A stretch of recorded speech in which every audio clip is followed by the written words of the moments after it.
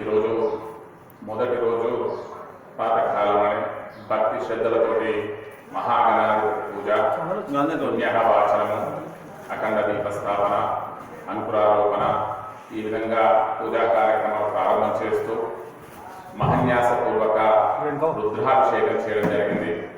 అదేవిధంగా సర్వతోభద్ర, లింగతోభద్ర మండప పూజలన్నీ కూడా నిర్వహించబడ్డాయి.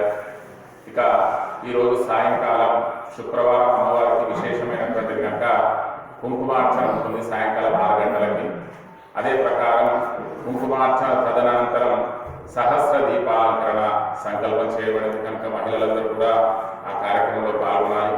అదేవిధంగా రేపటి రోజు ద్వితీయ దివసం ప్రాతకాలన స్వామివారికి అష్టోత్తర కలశ రుద్రాభిషేకం నిర్వహించబడతా ఉంది. చాలా విశేషమైనటువంటిది. ఈ మాఘమాసంలో శివుడికి అభిషేకం చేస్తే అది 100 జన్మల పాపాన్ని కూడా హరిస్తుందని శాస్త్రం చెప్తుంది కనుక మనం అష్టోత్తర కలశాలతో 108 కలశాలతో స్వామివారికి విశేషంగా రుద్ర అభిషేక పూజా కార్యక్రమం నిర్వహించబడుతున్నాం.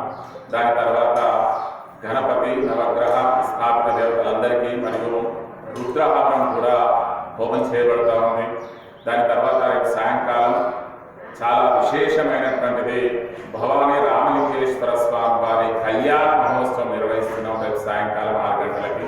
చాలా అద్భుతమైనటువంటి కార్యక్రమం. గ్రామస్తులందరూ కూడా ఈ కార్యక్రమంలో ప్రతి సంవత్సరం పాల్పంచుకుంటూ ఉంటారు. ఈసారి గ్రామస్తులే కాకుండా వివిధ రకాలైనటువంటి కాలనీలు కూడా ఏర్పడ్డాయి కాబట్టి అందరికీ కూడా దేవాలయం తరఫున మేము ఆహ్వానం చెప్తా ఉన్నాం. ఏమిటి విశేషం అంటే ఎక్కడైనా కానీ శివరాత్రి తర్వాత అదే రోజు సాయంకాలం కళ్యాణం నిర్వహిస్తూ ఉంటారు. కానీ మా దేవాలయ ఆచారం ఏంటంటే కీసరగుట్టను మేము ప్రామాణికంగా తీసుకొని కీసరగుట్టలో కూడా ముందు రోజు రాత్రే కళ్యాణం నిర్వహిస్తారు స్వామివారికి. అదే ఆచారం ఇక్కడ కూడా మేము కొనసాగిస్తా ఉన్నాం కనుక భక్తులందరూ కూడా ఆ స్వామివారి కళ్యాణ మహోత్సవాన్ని కనులారా తిలకించి దాని అనంతరం స్వామివారి యొక్క అన్నప్రసాద కార్యక్రమం రేపు రాత్రి 8:30-9 గంటల ప్రాంతంలో కనుక ఈ కైంకర్యాలన్నీ కూడా స్వామివారికి నిర్వహిస్తూ ఉన్నాం.